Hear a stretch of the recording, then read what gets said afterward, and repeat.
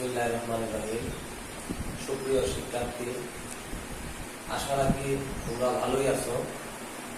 আজকে আমি একাদশ ও দ্বাদশ শ্রেণীর অর্থনীতি প্রথম পত্র চতুর্থ অধ্যায় বাজার নিয়ে আলোচনা করব। তো তোমরা নিশ্চয়ই দেখতেছো যে আমি বোর্ডে বাজার সংক্রান্ত, বাজার কাকে বলে, তারপরে বাজারের ক্লাসিফিকেশন, এই জিনিসগুলো আমি লিখে রাখছি তোমাদের সুবিধার জন্য, যেন খুব অল্প সময়ে জিনিসগুলো বুঝে ফেলতে পারো। তো বাজার প্রথমে যদি আমরা যাই যে বাজার কাকে বলে, এটা অনেকেই তোমরা জানো। তো আমি তোমাদেরকে আজকে যে লেসনটা দিব একদম সহজভাবে তোমরা কিভাবে আত্মস্থ করতে পারবে এই বিষয়ে আমার আলোচনা। অনেকেরই অর্থনীতি বিশেষত প্রথম পত্র নিয়ে অনেক ঝামেলা, অনেক সমস্যা, যে এখানে চিত্র, ম্যাথমেটিক্যাল বিষয় অনেক টাফ মনে হয়। তো আমি আজকে এই বিষয়গুলো গাণিতিক ব্যাখ্যা, চিত্রগত বিষয় একদম সহজভাবে উপস্থাপনের চেষ্টা করব। তো বাজার কাকে বলে, আমরা সাধারণ সেন্স, এটা হোক ইকোনমিক্সের স্টুডেন্ট অথবা যে কেউ যদি জিজ্ঞেস করা হয় বাজার কাকে বলে, আমরা বরাবরই উত্তর দিই যে সাধারণত যে কোনো স্থানকে বাজার বলে। যেমন শ্যামবাজার, বাংলা বাজার এগুলো। কিন্তু অর্থনীতি বরাবরই একটু ডিফারেন্ট, একটু ভিন্নতা। তুমি অর্থনীতির স্টুডেন্ট হিসেবে সাধারণ বাজারকে বাজার হিসেবে শিখলে চলবে না। তোমাকে যে জিনিসটা মাথায় রাখতে হবে, যদি বলে বাজার কাকে বলে, তুমি পরিষ্কার এতটুকু উত্তর দিবে যে বাজার হলো সাধারণত এক বা একাধিক পণ্য বা সেবা সামগ্রী। কখনো সাধারণ অর্থে বাজারকে, বাজার বলতে স্থানকে বোঝায়, কিন্তু অর্থনীতিতে বাজার বলতে স্থানকে বোঝায় না, বরঞ্চ এক বা একাধিক পণ্য বা সেবা সামগ্রীকে বোঝায়। তাহলে আমি আশা রাখি বাজার কাকে বলে তোমরা অবশ্যই বুঝতে পারবে। আর এগুলো আমাদের পরীক্ষাতে সৃজনশীল মেথডে ছোট প্রশ্ন হিসেবে জ্ঞানমূলক 1 মার্কসের প্রশ্ন আসে, এতটুকু লিখলেই চলবে যে বাজার বলতে সাধারণত কোনো স্থানকে বোঝায়, কিন্তু অর্থনীতিতে বাজার বলতে স্থানকে নয়, বরঞ্চ এক বা একাধিক পণ্য বা সেবা সামগ্রীকে বোঝায়। তারপরে আমরা জানবো বাজারের শ্রেণী বিভাগগুলো। বাজারকে অনেকগুলো ভাগে ভাগ করা যায়। আমরা প্রথমেই যে জিনিসটা লক্ষ্য করতেছি আয়তনের ভিত্তিতে। আয়তনের ভিত্তিতে বাজারকে 3 ভাগে ভাগ করা যায়: স্থানীয় বাজার, জাতীয় বাজার, আন্তর্জাতিক বাজার। তারপর বাজারের ক্লাসিফিকেশন আছে সময়ের ভিত্তিতে। সময়ের ভিত্তিতে বাজারকে 4 ভাগে ভাগ করা যায়: অতি স্বল্পকালীন বাজার, স্বল্পকালীন বাজার, দীর্ঘকালীন বাজার, অতি দীর্ঘকালীন বাজার। এখানে আয়তনের ভিত্তিতে 3 প্রকার, সময়ের ভিত্তিতে 4 প্রকার। এগুলা স্থানীয় বাজার, জাতীয় বাজার, আন্তর্জাতিক বাজার, স্বল্পকালীন, অতি স্বল্পকালীন, দীর্ঘকালীন, অতি দীর্ঘকালীন কাকে বলে, এগুলো আমরা জানব।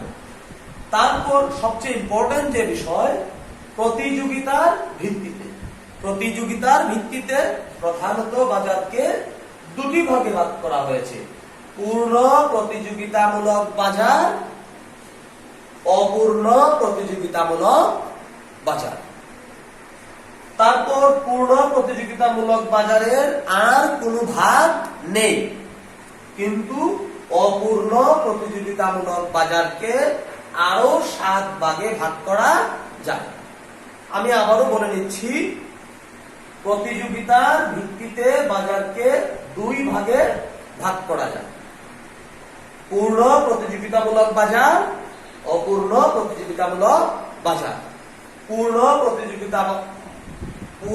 প্রতিযোগিতামূলক বাজারের কোনো ক্লাসিফিকেশন নেই, কিন্তু অপূর্ণ প্রতিযোগিতামূলক বাজারকে আমরা আরো 7 ভাগে ভাগ করতে পারি, যথা monopoly market, duopoly market, monopsony market, duopsony market, oligopoly market, দ্বিপাক্ষিক একচাটিয়া মার্কেট, একচাটিয়া প্রতিযোগিতামূলক মার্কেট।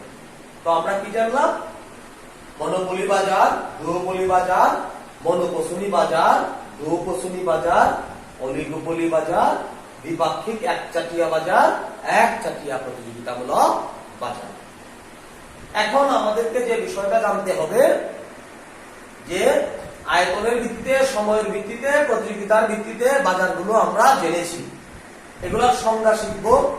তবে পরীক্ষার জন্য যে বিষয়টা বেশি বেশি বেশি আত্মস্থ করতে হবে তা হলো প্রতিযোগিতার ভিত্তিতে যে 2 প্রকার, এর মধ্যে পূর্ণ প্রতিযোগিতা, অপূর্ণ প্রতিযোগিতা এবং অপূর্ণ প্রতিযোগিতার এই 7 প্রকার সম্পর্কে ভালো ধারণা রাখতে হবে। এই বিষয়গুলো প্রায়শই পরীক্ষায় আসে। তো আমরা আয়তনের ভিত্তিতে যে 3 প্রকার, এটা নিয়ে কথা বলতেছি। স্থানীয় বাজার, স্থানীয় বাজার বলতে কি বোঝায় বা স্থানীয় বাজার কাকে বলে? একদম সহজে এক লাইনে উত্তর দেওয়া যায় যে স্থানীয় বাজার হলো এমন বাজার যে দ্রব্য সামগ্রী বা সেবা সামগ্রীর বাজার একটা নির্দিষ্ট অঞ্চল বা একটা নির্দিষ্ট স্থানকে কেন্দ্র করে গড়ে ওঠে, তাকে স্থানীয় বাজার বলে। যেমন মাছ মাংসের বাজার, এগুলা স্থানীয় বাজার। জাতীয় বাজার, জাতীয় বাজার হচ্ছে কি যে পণ্য সামগ্রী বা সেবা সামগ্রীর বাজার সারা দেশব্যাপী বিস্তৃত। আমি আবারও বলে নিচ্ছি, যে পণ্য সামগ্রী বা সেবা সামগ্রীর বাজার সারা দেশব্যাপী বিস্তৃত, এই ধরনের পণ্য ও সেবার বাজারকে জাতীয় বাজার বলে। যেমন প্রসাধনী মার্কেট, তারপর আমাদের অতি পরিচিত প্রোডাক্ট আছে প্রসাধনীর মধ্যে, যেমন ফেয়ার অ্যান্ড লাভলি ক্রিম, এটার বাজারটা সারা দেশব্যাপী বিস্তৃত, তাই ইহাকে আমরা জাতীয় বাজারের পণ্য বা সেবা সামগ্রী হিসেবে বলতে পারি। আন্তর্জাতিক বাজার, ইন্টারন্যাশনাল মার্কেট হচ্ছে যে পণ্য সামগ্রী বা সেবা সামগ্রীর বাজার একটা দেশের সীমানা পেরিয়ে বহির্বিশ্বের এক বা একাধিক দেশে বিস্তৃত থাকে, তাকে আন্তর্জাতিক বাজার বলে। যেমন আমাদের পাটের বাজার, সোনার বাজার, এগুলো হচ্ছে গিয়ে আন্তর্জাতিক বাজার। তাহলে আমি আশা রাখি ইতিমধ্যে তোমরা আয়তনের ভিত্তিতে যে 3 প্রকার বাজার, লোকাল মার্কেট, স্থানীয় বাজার, ন্যাশনাল মার্কেট, জাতীয় বাজার, ইন্টারন্যাশনাল মার্কেট, আন্তর্জাতিক বাজার সম্পর্কে ধারণা পেয়েছে। তারপর আমাদের আছে সময়ের ভিত্তিতে। সময়ের ভিত্তিতে আমরা বাজারকে 4 ভাগে ভাগ করছি। অতি স্বল্পকালীন, অতি স্বল্পকালীন বলতে ওই ধরনের বাজারকে বলে খুব কম সময় নিয়ে যে পণ্য সেবা সামগ্রীর বাজার গড়ে ওঠে, ইহাকে অতি স্বল্পকালীন বাজার বলে। স্বল্পকালীন বাজার, স্বল্পকালীন বাজার হলো স্বল্প সময়ের পরিধিতে, অর্থাৎ যে বাজারে চাহিদার সাপেক্ষে যোগানের সম্পর্ক তৈরি করা সম্ভব হয় না, পরিধিটা স্বল্প, তাকে স্বল্পকালীন বাজার বলে। আর দীর্ঘকালীন বাজার হলো এমন বাজার যে বাজারে চাহিদা ও যোগানের মধ্যে সমন্বয় সাধন সম্ভব, ওই বাজারকে দীর্ঘকালীন বাজার বলে। তারপর আছে অতি দীর্ঘকালীন। অতি দীর্ঘকালীন বাজার অর্থাৎ এখানে পুরোপুরি চাহিদার সাপেক্ষে যোগানের যথেষ্ট সম্পর্ক তৈরি করা যাবে, এই ধরনের বাজারকে অতি দীর্ঘকালীন বাজার বলে। তো আমরা এই আয়তনের ভিত্তিতে 3 প্রকার, সময়ের ভিত্তিতে 4 প্রকার, জাস্ট এগুলা 1 লাইন বা 1.5 লাইনের সংজ্ঞা শিখলেই হবে। এগুলা পরীক্ষায় আসলে জ্ঞানমূলক 1 মার্কের প্রশ্ন হিসেবেই থাকবে, এতটুকু জানলেই চলবে। আমাদের যে গুরুত্বপূর্ণ বিষয় হচ্ছে প্রতিযোগিতা, অর্থাৎ কম্পিটিশনের ভিত্তিতে বাজার। কম্পিটিশনের ভিত্তিতে বাজারকে আমরা দুই ভাগে ভাগ করতেছি, পূর্ণ প্রতিযোগিতামূলক বাজার অর্থাৎ পারফেক্ট কম্পিটিশন মার্কেট, অপূর্ণ প্রতিযোগিতামূলক বাজার অর্থাৎ ইমপারফেক্ট কম্পিটিশন মার্কেট। পূর্ণ প্রতিযোগিতামূলক বাজার কাকে বলে এখন আমরা জানব। পূর্ণ প্রতিযোগিতামূলক বাজার যে বাজারে অসংখ্য ক্রেতা বিক্রেতার উপস্থিতি।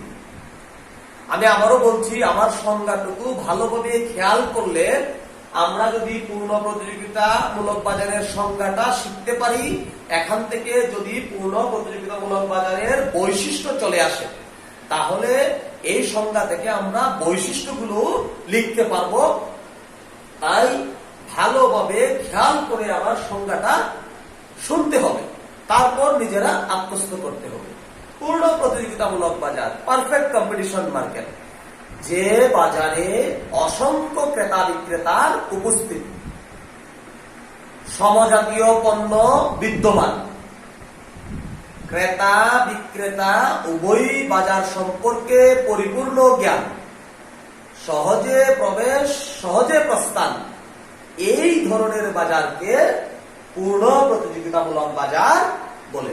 আমি আবারও বলছি, যে বাজারে অসংখ্য ক্রেতা বিক্রেতার উপস্থিতি, সমজাতীয় পণ্য বিদ্যমান, বাজার সম্পর্কে ক্রেতা বিক্রেতা উভয়েরই পরিপূর্ণ জ্ঞান, সহজে প্রবেশ প্রস্থান, এই ধরনের বাজারকে পারফেক্ট কম্পিটিশন বা পূর্ণ প্রতিযোগিতামূলক বাজার বলে। অপূর্ণ প্রতিযোগিতামূলক বাজার, তাহলে এখন আমরা জানবো অপূর্ণ প্রতিযোগিতামূলক বাজার কাকে বলে।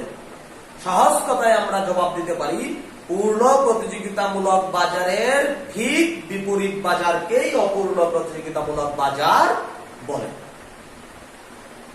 তো পূর্ণ প্রতিযোগিতামূলক বাজারের কোনো ভাগ নেই। অপূর্ণ প্রতিযোগিতামূলক বাজারকে আমরা আরো 7 ভাগে ভাগ করতে পারি। তো এই 7 ভাগের মধ্যে এই 7টা ভাগ জানার আগে আমি যে বিষয়টা বলবো, তোমাদেরকে 2-4টা জিনিস মনে রাখতে হবে। আমি লিখে দিচ্ছি, এই বিষয়গুলো হচ্ছে গিয়ে আমরা অপূর্ণ প্রতিযোগিতামূলক বাজারের এই 7টা ক্লাসিফিকেশন জানার আগে আমাকে জানতে হবে যে ইংরেজি মনু, মনু অর্থ এক, জু, জু অর্থ 2, মনু অর্থ 1, জু অর্থ 2। পলি, পলি হলো বিক্রেতা, আর সনি, সনি হলো ক্রেতা। এই 4টা ওয়ার্ড যদি আমরা আমাদের মেমোরিতে রাখতে পারি, তাহলে অতি দ্রুত খুব সহজে আমরা এই জিনিসগুলো আত্মস্থ করতে পারবো। আমি আবারও বলছি, মনু, মনু মানে 1, জু মানে 2, পলি মানে বিক্রেতা, সনি মানে ক্রেতা। তো শুরুতেই আমরা যদি আসি, মনোপলি মার্কেট কাকে বলে? মনোপলি, 8 নাম্বারটা হলো মনোপলি। তো মনো 1, পলি বিক্রেতা, তার মানে যে বাজারে 1 বিক্রেতা। তো আমার মাথায় চলে আসছে মনোপলি মানে 1 বিক্রেতা। সিম্পলি এটা মাথায় রাখলেই হবে। তো আমি বলবো, যে বাজারে মাত্র 1 জন বিক্রেতা আর অসংখ্য ক্রেতা, এই ধরনের বাজারকে মনোপলি বাজার বলে। একদম সহজ। তারপর তাহলে আমরা মনোপলি শিখলাম, এখন হবে ডুওপলি। তো আবার আমরা গেলাম ডু, ডু মানে 2, পলি মানে বিক্রেতা। তো 2 বিক্রেতা, যে বাজারে মাত্র 2 জন বিক্রেতা আর অসংখ্য ক্রেতা, এই বাজারকে ডুওপলি বাজার বলে। তারপরে আমরা গেলাম মনোপসনি। মনোপসনি, মনো মানে 1, সনি মানে ক্রেতা। যদিও বানানটা মনোপসনি, ইংলিশে লিখলে মনুপসনি। তাইলে এই মনুপসনি, এখানে পিটাকে যদি আমরা বাদ দেই, এখানে হলো মনু আর এখানে হলো সনি। তো মনু মানে এক, সনি মানে ক্রেতা।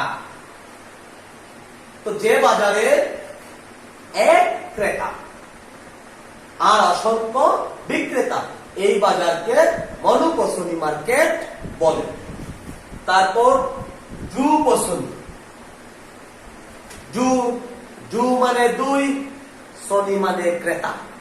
তাইলে যে বাজারে দুই ক্রেতা আর অসংখ্য বিক্রেতা, এই বাজারকে দ্রুপসনি বাজার বলে। তারপর অলিগোপলি, অলিগোপলি মার্কেট হচ্ছে গিয়ে অলিগস, OLIGIS, অলিগস অথবা অলিগো।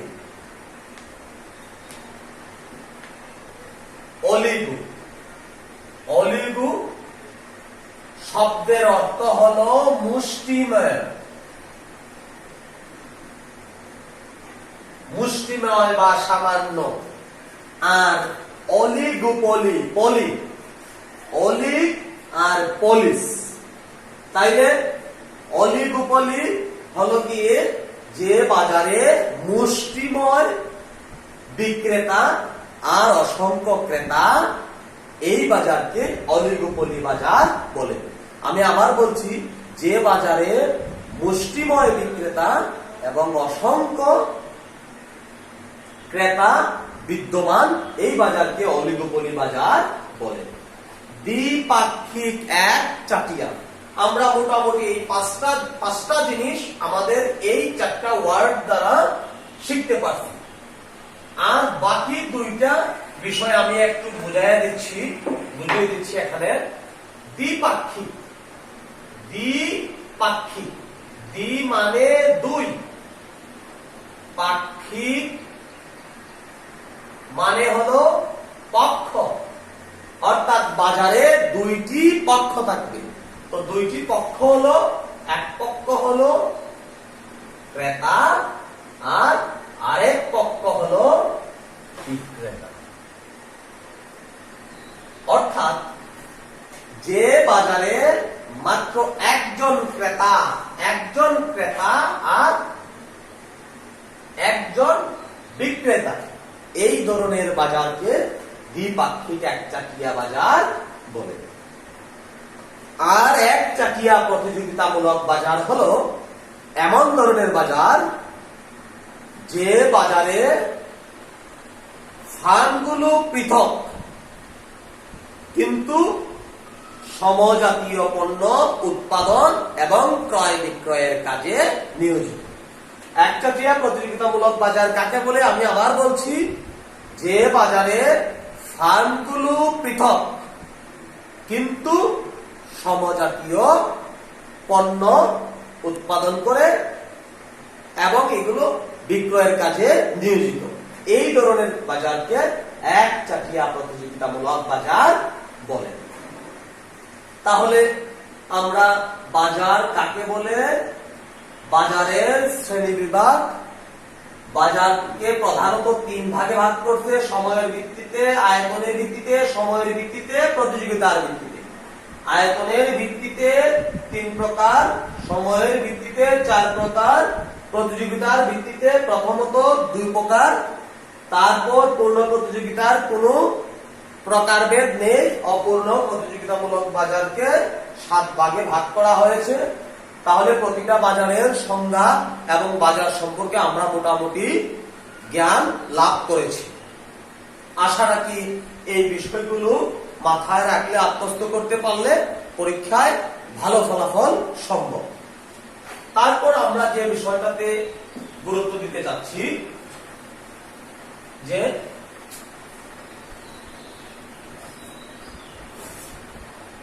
ফার্ম ও শিল্প। ফার্ম ও শিল্প। ফার্ম আর একটা বিষয় হচ্ছে গিয়া শিল্প। ফার্ম শিল্প কাকে বলে? মনে রাখতে হবে, ফার্ম হলো একটা একক প্রতিষ্ঠান। ফার্ম হলো একটি একক উৎপাদনকারী প্রতিষ্ঠান। যেমন বাংলাদেশে পাটকল, বাংলাদেশের একটি পাটকল হলো একটি ফার্ম। এখন যদি বলে শিল্প, শিল্পের সংজ্ঞা হবে কতগুলো ফার্ম একসাথে যুক্ত হয়ে শিল্পে পরিণত হয়, অথবা অনেকগুলো ফার্ম একত্রে মিলিত হয়ে শিল্প গঠিত হয়। আর শিল্পকে ভেঙে ভেঙে টুকরো করলে, অর্থাৎ শিল্পের সংক্ষিপ্তকরণ, শিল্পকে ছোটকরণ, এটাই হলো ফার্ম। তাহলে শিল্পের সংক্ষিপ্ত রূপ ফার্ম, আর অনেকগুলো ফার্ম মিলে হলো শিল্প। যেমন বাংলাদেশের পাটকল যদি হয় ফার্ম, তাহলে বাংলাদেশের পাট শিল্প হবে শিল্প। বিষয়টা আশা রাখি ফার্ম শিল্প নিয়ে আর কোনো কনফিউজ থাকার কথা নয়। এ পর্যায়ে আমরা যে বিষয়টা আলোচনা করব, একাদশ দ্বাদশ শ্রেণীর অর্থনীতি প্রথম পত্র, এবং বিশেষত এবছর 2020-এর এসএসসি পরীক্ষার জন্য খুব উপযোগী। বাজার থেকে একটা প্রশ্ন আসেই, এবং এই প্রশ্নগুলোর আলোকে কিছু কথা, এবং যেগুলো 3 মার্কস এবং 4 মার্কস হিসেবে প্রশ্ন হিসেবে পরীক্ষায় আসে। তো এই পূর্ণ প্রতিযোগিতামূলক বাজারের একটি ফার্মের স্বল্পকালীন ভারসাম্য। পূর্ণ প্রতিযোগিতামূলক বাজারে একটি ফার্মের স্বল্পকালীন ভারসাম্য। আমরা পূর্ণ প্রতিযোগিতামূলক বাজারে একটি ফার্মের স্বল্পকালীন ভারসাম্য নিয়ে কথা বলবো। ফার্ম স্বল্পকালে ভারসাম্য উপনীত হতে পারে, দীর্ঘকালেও ভারসাম্যে উপনীত হতে পারে। তো আমরা আজকের এই ক্লাসে পূর্ণ প্রতিযোগিতামূলক বাজারে একটি ফার্মের